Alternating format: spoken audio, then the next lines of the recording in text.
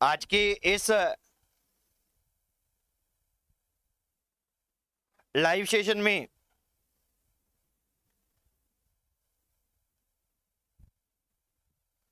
हम बात करेंगे, राजस्थान की नदियों को कंटिन्यू करेंगे जो पहले से हमारी छुटी हुई थी। कुछ इन डिसकंटिन्यूटी को अब कंटिन्यूटी में बदलेंगे और अपने अभी स्टार्ट करेंगे राजस्थान की नदियां। देखिए साथियों, पहले ही अपने क्या है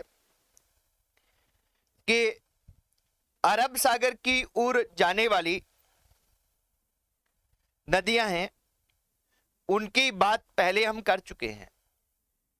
अब आज बंगाल की खाड़ी की ओर जाने वाली नदियों की बात हम करेंगे और ये जो बंगाल की खाड़ी की ओर जाने वाली नदियां हैं, इनको हम एक एक करके देखते हैं, एक एक करके इनकी बात करते हैं। थोड़ा सा स्टार्ट करें उससे पहले हम क्या है कि एक देख लें कि हम क्या है कि ज्योग्राफी में जैसे नदियां आती है हमारे, तो इन ज्योग्राफी के जो टॉपिक हैं वो हम पहले करने जा रहे हैं और इन ज्योग्राफी की टॉपिक्स पर एक एक करके बात करेंगे।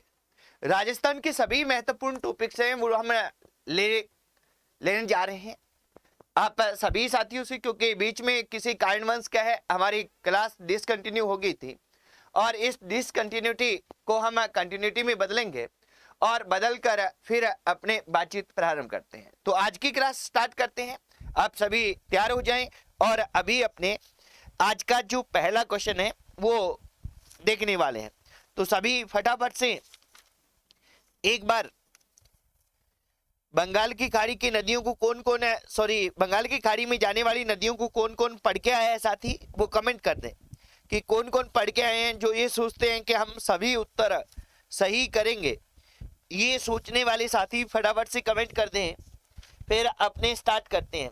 हाँ जी, सभी को नमस्कार। सभी के कमेंट्स आ रहे हैं, सभी साथियों को क्या है नमस्कार। आप में से किसको ये विश्वास है कि मैं पूरी सही करूंगा? गुड इवनिंग सभी, गुड इवनिंग महेश सेवदा जी, सुभाष पन्नू साहब, योगराज ढाल साहब, सभी को गुड इवनिंग। ठीक है, अभी अपने जो स्टार्ट कर रहे हैं वो स्टार्ट करने जा रहे हैं नदियों के क्वेश्चन। कौन सी नदियां? बंगाल की खाड़ी की ओर जाने वाली नदियां। आज का पहला क्वेश्चन हम देखते हैं साथियों। पहला हमारा क्वेश्चन है वो क्या है कि निम्न में से त्रिवेणी संगम नहीं है। निम्न में से त्रिवेणी संगम नहीं है, ये हमें बताना है। वेणेश्वर, राजमहल, देवधाम। अब देखिए, देवधाम वेणेश्वर कहाँ है? वेणेश्वर डूंगरपुर में है, डूंगरपुर। ठीक है, वेणेश्वर डूंगरपुर। और इसके बाद में राजमहल टोंक में है, टोंक। देवधाम भी टोंक में, देवधाम जोधपुरिया। ये है, इनमें से कोई नहीं। कौन सा उत्तर रहेगा? फटाफट से कमेंट करेंगे। पहले क्वेश्चन पे ही सभी साथियों के उत्तर आ रहे हैं। गिरधारी लाल, रेणु स्वामी, सीमा देवी, सोनिया, हाँ जी, योगराज, सभी मित्र अपने अपने उत्तर दे रहे हैं। देखिए, यहां कौन सा नहीं है उसकी हम बात करते हैं। पहले अपने देखें कि वेणेश्वर, जैसे हम सभी को पता है कि यहां माही, सोम व जाखम का त्रिवेणी संगम है। तीन नदियां हैं, ये यहां मिलती है। राजमहल टोंक है, राजमहल टोंक में हमारी तीन नदियां मिलती है। कौन सी? बनास, खारी व डाई, ये तीन नदियां मिलती हैं। और इसके बाद में देवधाम, इसको आप बताएं कि देवधाम जोधपुर में है या नहीं है। अब क्या है कि बहुत से साथी हैं, ज्यादातर साथियों का उत्तर नंबर क्या आ रहा है? 3 आ रहा है, पर यहां अपने को ध्यान रखना है साथियों, देवधाम में बनास, बांडी और माशी, ये 3 नदियां मिलती हैं, त्रिवेणी संगम है। और इसके अलावा क्या है, इसके अलावा अपने को ध्यान रखना है कि बिगोद, बिगोद कहां पे है, बिगोद है भीलवाड़ा में, बिगोद भीलवाड़ा में भी क्या है, त्रिवेणी संगम है। ये प्रसिद्ध त्रिवेणी संगम है हमारे। बिगोद भीलवाड़ा में कौन सी मिलती हैं, बनास, बेड़च व मेनाल। ये क्या है कि ये 3 नदियां यहां मिलती है। ऐसे ही हमारा क्या है कि बिगोद भीलवाड़ा के अलावा रामेश्वर घाट, रामेश्वर घाट कहां पे है, रामेश्वर घाट है सवाई माधोपुर में, और यहां सवाई माधोपुर में भी क्या है, त्रिवेणी संगम है। यहां 3 नदियां मिलती है, बनास, चंबल व सीप। सीप अब देखिए ये क्या है कि राजस्थान के प्रमुख 3 और ये 4 और ये 5 प्रमुख त्रिवेणी संगम है। क्या है, 5 प्रमुख त्रिवेणी संगम है। और इनमें विशेष बात ये ध्यान रखनी है साथियों, जैसे यह बनास है, यहां बनास है, यहां बनास है, यानी 5 में से 4 ऐसे त्रिवेणी संगम है जो बनास नदी उनमें किसी न किसी रूप में सम्मिलित होती है। यानी बनास है ये सर्वाधिक त्रिवेणी संगम है, ये बनाती है। तो यहां उत्तर हमारा क्या हो जाएगा साथियों, ये त्रिवेणी संगम इनमें से कोई नहीं होगा। तो ये त्रिवेणी संगम है, ये नोट कर लीजिएगा, बहुत महत्वपूर्ण है। इनमें वेणेश्वर, राजमहल और बिगोद, ये 3 तो अति महत्वपूर्ण रहते हैं। क्या रहते हैं, अति महत्वपूर्ण रहते हैं। तो इनको आप ध्यान रखिएगा। इसके बाद नेक्स्ट आगे बढ़ते हैं। अगला हमारा क्वेश्चन, नदियों के जल ग्रहण का अवरोही क्रम है, बनास, लूनी, चंबल, माही। लूनी, बनास, चंबल, माही, ए व बी दोनों, ए व बी दोनों नहीं। हाँ जी, फटाफट से बता देंगे। काफी अच्छा क्वेश्चन है, इस पे आपको गौर करना है, अच्छे से देखना है कि बनास, लूनी, चंबल, माही ये सही है, लूनी, बनास, चंबल, माही सही है, ए व बी दोनों सही है, या दोनों सही नहीं है। क्या बताना है हमें, हमें बताना है जल ग्रहण क्षेत्र, नदियों का क्या बताना है, नदियों का जल ग्रहण क्षेत्र बताना है। और फटाफट से कमेंट कर देंगे सभी साथी इस जल ग्रहण क्षेत्र पर। हाँ जी, जल ग्रहण क्षेत्र पर कमेंट करेंगे। रमेश कड़वासरा, शैली गिरधर, मंजू सैनी। अब देखिए अलग अलग उत्तर आ रहे हैं सभी साथियों के। यहां अपने को यह ध्यान रखना है साथियों कि इसका जो हमारा उत्तर रहेगा, इसका उत्तर तो हम क्या करेंगे, ए व बी दोनों करेंगे। क्या करेंगे, ध्यान से सुनिएगा, ए व बी दोनों करेंगे। यहां अपने को ध्यान रखना है कि ये वाला जो है हिंदी ग्रंथ अकादमी की पुस्तक है, हिंदी ग्रंथ अकादमी, इस हिंदी ग्रंथ अकादमी की पुस्तक है वो ऑथेंटिक मानी जाती है। इसके राजस्थान का भूगोल हरिमोहन सक्सेना इसके क्या है, राइटर है। और इसमें क्या है कि ये वाला दिया गया है क्रम के बना सबसे अधिक, लूनी उसके बाद चंबल और माही इसके बाद। जबकि यहां क्या है कि राजस्थान भूजल बोर्ड की रिपोर्ट जो क्या है, भूजल की रिपोर्ट आई थी 2016-17 में। इस रिपोर्ट में क्या दिया गया है, इस रिपोर्ट में ये दिया गया है। हालांकि क्या है कि दोनों ही आंकड़े ऑथेंटिक है। क्या है, दोनों ही आंकड़े ऑथेंटिक है। आपने क्या कि किसी भी प्रकार के पेपर में क्या है इन पे गलत आ जाए तो हम क्या है कि इसको ऑथेंटिक ऑप्शन दे सकते हैं। ये अगर हम उत्तर देते हैं तो इस आधार पे दे सकते हैं, ये देते हैं इस आधार पे दे सकते हैं, या दोनों में कोई भी एक ऑप्शन आएगा तो वो भी हमें क्या करना है, वो भी हमें ध्यान रखना है। ठीक है, तो ये इस तरह से इसको गौर कीजिएगा। इसको अच्छे से ध्यान रखिएगा, बहुत अच्छा क्वेश्चन है ये। हमेशा ही क्या है कि आपको हजारों विद्यार्थियों से आगे करने वाला क्वेश्चन रहता है, बहुत से विद्यार्थियों से आगे करेगा। बहुत अच्छा क्वेश्चन ये हमें क्या है कि देखने को मिलेगा। ठीक है, इसके बाद में नेक्स्ट अगले क्वेश्चन की ओर बढ़ते हैं। अगला क्वेश्चन क्या है, सर्वाधिक अवनालिका अपरदन वाली नदी है। इसमें आप सभी साथी, ज्यादातर साथी है, उत्तर सही देंगे। सबसे अधिक अवनालिका अपरदन है वो किस नदी के द्वारा होता है? फटाफट से उत्तर दे देंगे। हाँ जी, सभी साथी फटाफट से उत्तर करेंगे। आशीष चौधरी का सबसे पहले उत्तर आया है सी। विक्की बालन कह रहे हैं सी। हाँ जी, ज्यादातर साथी हैं, सभी सही कह रहे हैं। सर्वाधिक अवनालिका अपरदन वाली नदी कौन सी है? चंबल। देखिए एक ध्यान रखना है कि अपरदन पर राजस्थान में क्वेश्चन पूछे जाते हैं। किस पे? अपरदन पर। अपर्दन है, इस अपर्दन पर राजस्थान में क्या है क्वेश्चन पूछे जाते हैं। यहाँ क्या पूछा जाता है कि सर्वाधिक अपर्दन राजस्थान में किसके द्वारा होता है? सर्वाधिक अपर्दन राजस्थान में किसके द्वारा होता है? अब क्या कि सर्वाधिक अपर्दन किसके द्वारा होता है, इसके ऑप्शन में आता है कि वायु द्वारा, जल द्वारा, है ना, इस तरह से ऑप्शन में आते हैं। तो अपने को ध्यान रखना है, एक नंबर पर वायु द्वारा और 2 नंबर पर क्या होता है? जल द्वारा। अवनालिका अपर्दन क्या है? जल द्वारा अपर्दन है। किसके द्वारा अपर्दन है? जल के द्वारा अपर्दन है। सबसे अधिक राजस्थान में वायु मिट्टी का जो अपर्दन होता है वो वायु के द्वारा होता है, पश्चिमी राजस्थान में होता है। और वायु के बाद में सबसे अधिक किसके द्वारा होता है? जल द्वारा। और जल में सर्वाधिक होता है अवनालिका प्रकार का अपर्दन। और अवनालिका अपर्दन कौन सी नदी करती है सबसे अधिक? वो करती है चंबल नदी करती है। ये अपने को ध्यान रख लेना है। इसके बाद में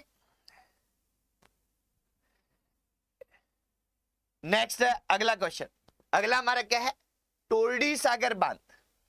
कौन सा बांध है? टोरडी सागर बांध किस नदी पर बना हुआ है? मांगली नदी पर, कालीशील नदी पर, सुहाद्रा नदी पर, कुकुंद नदी पर। कौन सी नदी पर टोरडी सागर बांध बना हुआ है, ये हमें उत्तर देना है। तो फटाफट से उत्तर दे देंगे। हाँ जी, चंदन लोदोया, सुनील कुमार, योगराज, सुभाष, सभी साथी उत्तर दे रहे हैं अपने अपने। यहां देखिए टोरडी सागर बांध किस नदी पे बना हुआ है, इसका अपना उत्तर होगा कि सुहाद्रा नदी पर। और ये कहां बना हुआ है? सुहाद्रा नदी पर, टोंक में बना हुआ है। कहां पे बना हुआ है? टोंक में सुहाद्रा नदी पर टोरडी सागर बांध बना हुआ है। और जैसा कि टोरडी सागर के बारे में हमें पता है, इस पे क्वेश्चन भी पूछा गया है कि राजस्थान का एकमात्र डेड स्टोरेज बांध कौन सा है? टोरडी सागर बांध। राजस्थान का ऐसा बांध जिसकी सभी मोरियां खोल देने पर उसमें एक बूंद भी पानी नहीं ठहरता, वो कौन सा बांध है? ये बांध है टोरडी सागर बांध। इसके अलावा मांगली नदी है, इस मांगली नदी पर बूंदी में क्या है? भीमलत जलप्रपात है। बूंदी में क्या है? इस मांगली नदी पर भीमलत जलप्रपात है, ये बना हुआ है जलप्रपात, ये अपने ध्यान रखेंगे। कालीशील नदी है, इसके किनारे प्रसिद्ध केला देवी का मंदिर। कालीशील नदी कहां पे है? करौली में। प्रसिद्ध केला देवी मंदिर, केला देवी मंदिर इस कालीशील नदी के किनारे है। मंदिर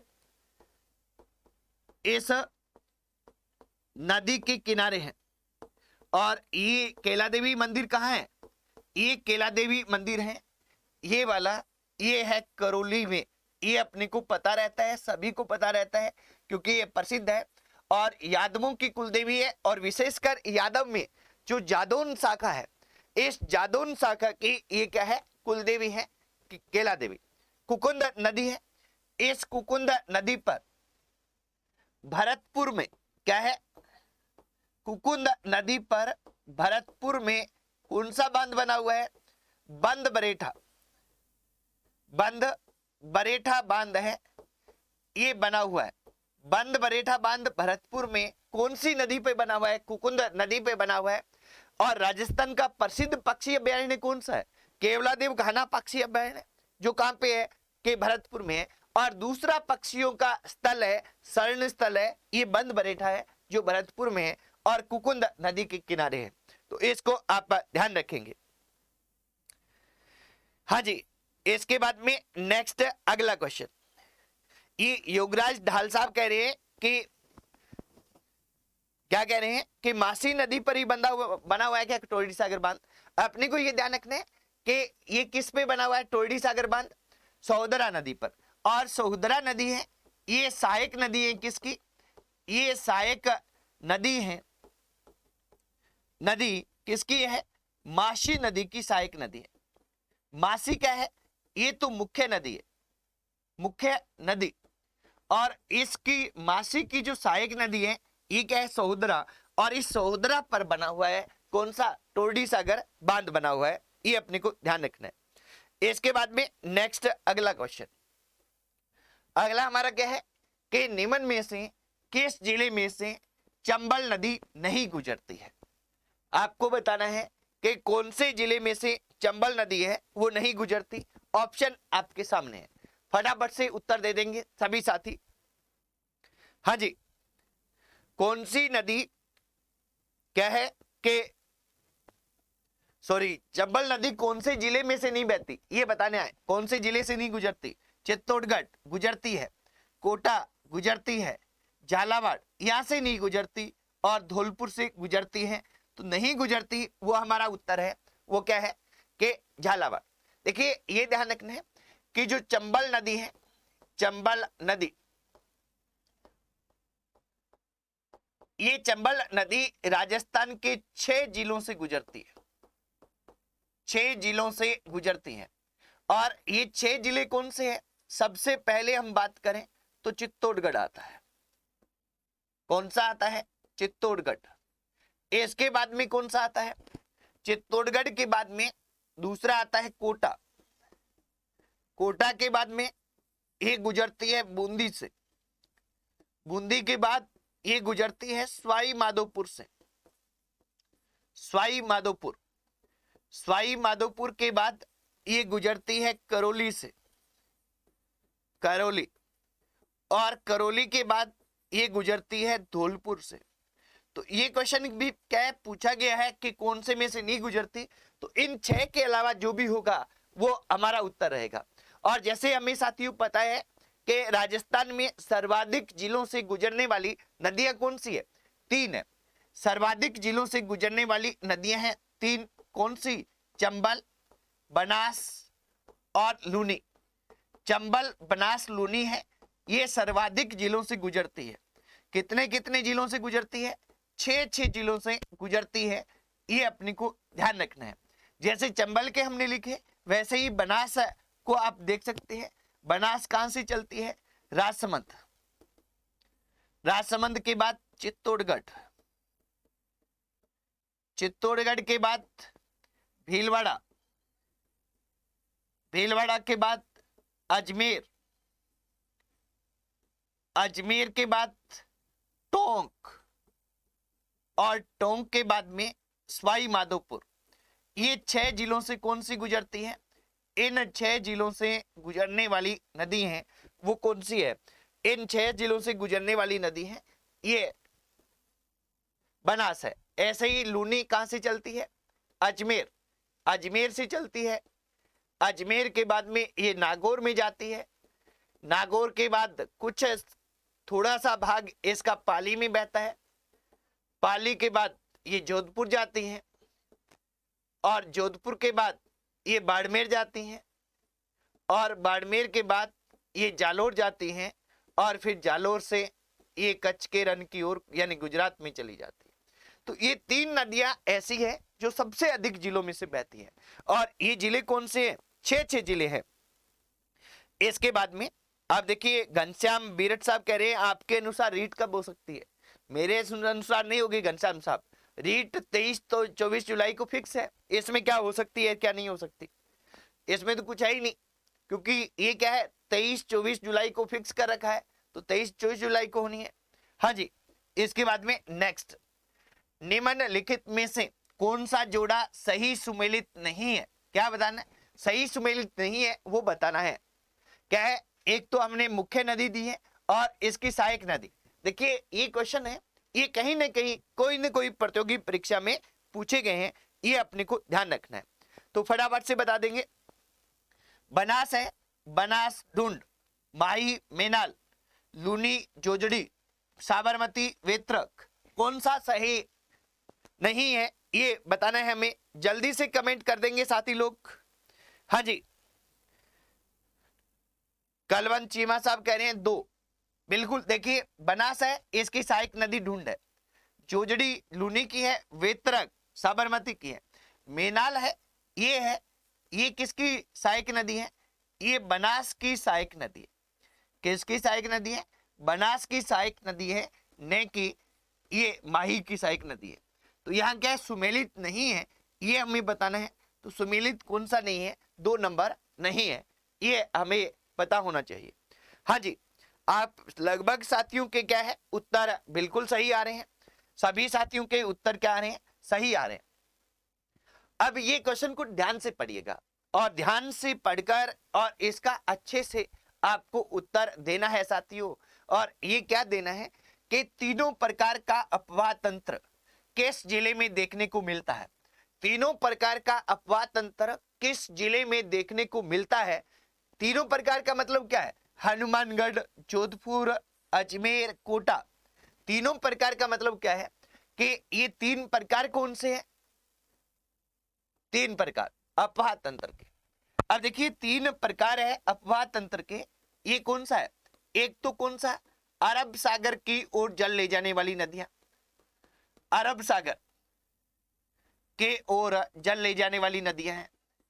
दूसरा कौन सा है? बंगाल की खाड़ी की ओर जल ले जाने वाली नदियां हैं, बंगाल की खाड़ी की ओर जल ले जाने वाली नदियां हैं।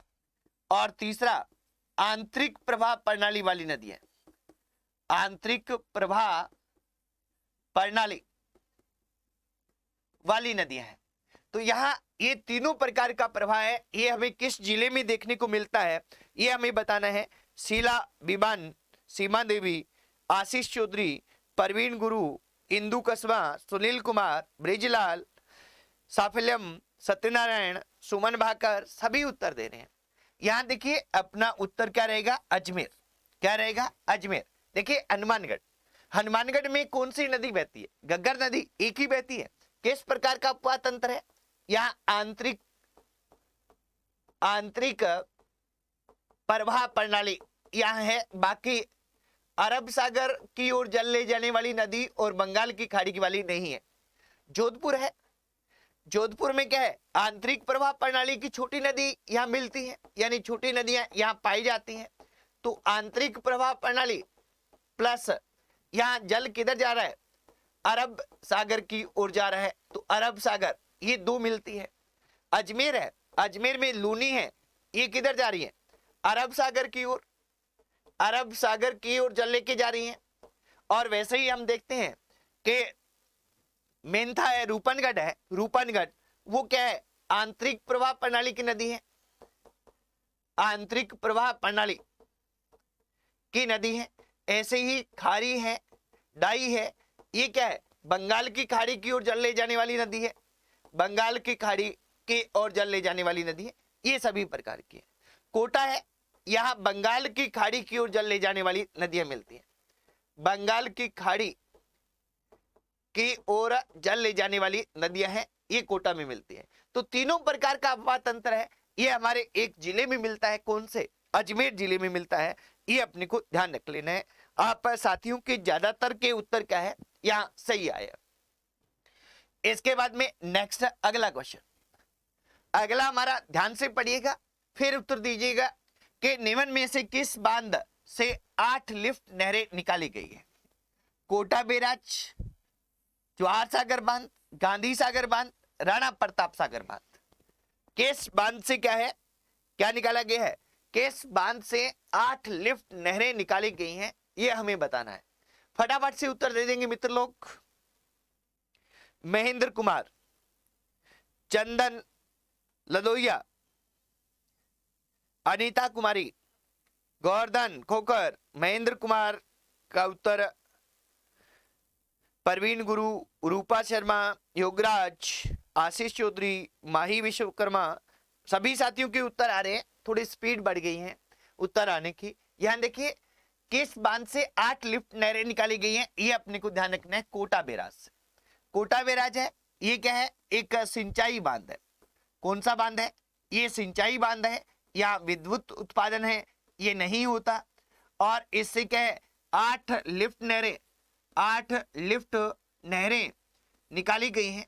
और अपने को यहाँ एक चीज और ध्यान रखनी है कि इन 8 लिफ्ट नहरों में से 6 12 में है, यानी 12 जिले में, और 2 है ये कोटा जिले में पानी की आपूर्ति करती है।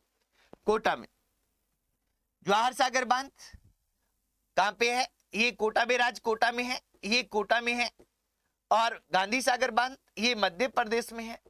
और राणा प्रताप सागर बांध चित्तौड़गढ़ में है। और यहां अपने को ये ध्यान रखना है मित्रों कि ये चारों के चारों बांध चंबल नदी पे बने हुए हैं। क्या है, चारों के चारों बांध चंबल नदी पे बना हुआ है। राणा प्रताप सागर बांध है, ये भराव क्षमता की दृष्टि से, किस दृष्टि से, भराव क्षमता की दृष्टि से राजस्थान का सबसे बड़ा बांध है। राजस्थान का सबसे बड़ा बांध है। सबसे बड़ा बांध कौन सा है, राणा प्रताप सागर है। किस दृष्टि से, भराव क्षमता है, इस भराव क्षमता की दृष्टि से, ये अपने को ध्यान रख लेना है। ठीक है, इसके बाद में नेक्स्ट अपनी बात करेंगे आगे। अगला हमारा क्या है क्वेश्चन, अगला क्वेश्चन हम देखते हैं। हाँ जी, इसके बाद में अगला क्वेश्चन क्या है, मेजा बांध किस जिले में। बड़ा इजी क्वेश्चन है पर इंपोर्टेंट है। इजी है पर इंपोर्टेंट है, बार बार पूछा जाता है। इसको हमें बताना है कि मेजा बांध किस जिले में है। अमनप्रीत बता रही है, ये पूरा पिछला उत्तर दिया है या अभी का दिया है। हाँ जी, सत्यनारायण, रितु बिश्नोई, सीनू सारस्वत, शंकरलाल मीणा, योगराज, शीला, कलवंत, महेंद्र, सभी उत्तर देने हैं। और सभी साथियों के उत्तर सही आ रहा है। क्या है, भीलवाड़ा में। ये अपने को ध्यान रखना है कि भीलवाड़ा जिले में कहा बना हुआ है, कोठारी नदी पर बना हुआ है। कौन सी नदी पर, भीलवाड़ा जिले में कोठारी नदी है, इस पर बना हुआ है। अजमेर में क्या है, अजमेर में खारी जो नदी है, खारी नदी पर कौन सा बांध बना हुआ है, नारायण सागर बांध बना हुआ है। और ये नारायण सागर बांध है, ये अजमेर का सबसे बड़ा बांध है। अजमेर का सबसे बड़ा बांध कौन सा है, नारायण सागर बांध। और इस बांध को क्या कहते हैं, अजमेर का समुद्र कहा जाता है। अजमेर का समुद्र इस बांध को कहते हैं। अजमेर का सबसे बड़ा बांध है, खारी नदी पे बना हुआ है, नारायण सागर बांध। ऐसे ही टोंक है, टोंक में एक बांध की तो हमने बात की, कौन से बांध की हमने बात की थी कि टोंक में टोरडी सागर बांध बना हुआ है। इसके अलावा क्या है कि यहां अपने को ध्यान रखना है, बिशलपुर बांध। ये बिशलपुर बांध है, ये टोंक में बना हुआ है। किस नदी पर, बनास नदी पर, बनास नदी पर बना हुआ है। और यहां भी अपने को ध्यान रखना है कि ये राजस्थान की सबसे बड़ी पेयजल परियोजना है। ये राजस्थान की सबसे बड़ी क्या है, पेयजल परियोजना है।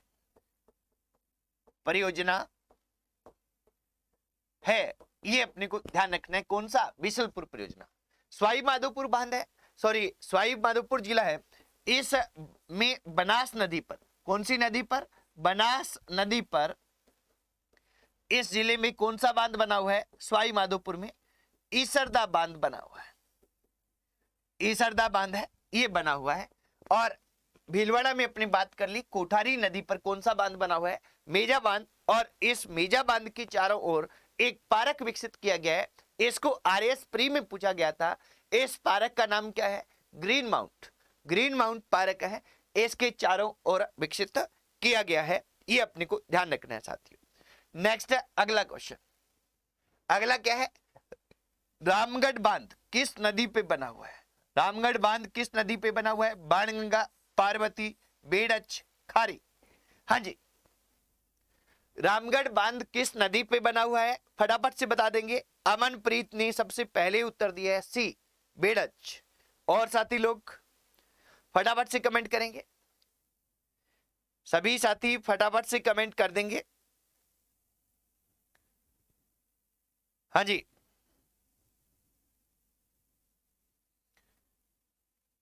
शैली गिरधर कह रही है 2, शीला विमान, कुमार दशरथ, आशीष, गोवर्धन, इंदु, विकी, रूपा, सभी उत्तर दे रहे हैं। देखिए रामगढ़ बांध है, ये अपने को एक तो ध्यान रखना है कि ये जयपुर में बना हुआ है। कहां बना हुआ है? जयपुर में। दूसरा, इस बांध के का निर्माण राम सिंह ने करवाया था। राम सिंह जयपुर के शासक थे। और यहाँ रामगढ़ झील भी बनी हुई है। कौन सी झील बनी हुई है? रामगढ़ झील इसके बनी हुई है। और इस रामगढ़ झील में हमारे 9वें एशियाई खेलों के दौरान 1982 में नौकायन प्रतियोगिता का आयोजन हुआ था। और ये किस नदी पे है? बाणगंगा नदी पर है। और ये बांध क्या करता है? यहां से इस नदी का दिशा परिवर्तन करता है। दिशा परिवर्तन करता है, ये अपने को ध्यान रखना है। देखिए बाणगंगा नदी है, ये पहले कहां से निकलती है? बाणगंगा नदी है जो यहाँ जैसे जयपुर में कहां से निकलती है? जयपुर में बैराट की पहाड़ियों से निकलती है। बैराट की पहाड़ियां यहां से निकलती है। यहां से निकलने के बाद इस पर यहाँ पे आगे जाकर जयपुर में क्या है? बांध बना हुआ है। कौन सा बांध? ये बांध बना हुआ है रामगढ़ बांध। और यहां अपने को ध्यान रखना है, रामगढ़ बांध के बाद में इस नदी की जो दिशा है वो ये हो जाती है। यानी पहले ये उत्तर से दक्षिण की ओर बहती है, फिर ये पश्चिम से पूर्व की ओर आ जाती है। यानी ये नदी का क्या करता है? दिशा परिवर्तन करता है। और इसके पीछे ये जल ठहर जाता है। इसी को रामगढ़ झील के नाम से जाना जाता है। पार्वती नदी है, 2 है। एक चंबल की सहायक नदी है और एक गंभीर की सहायक नदी है।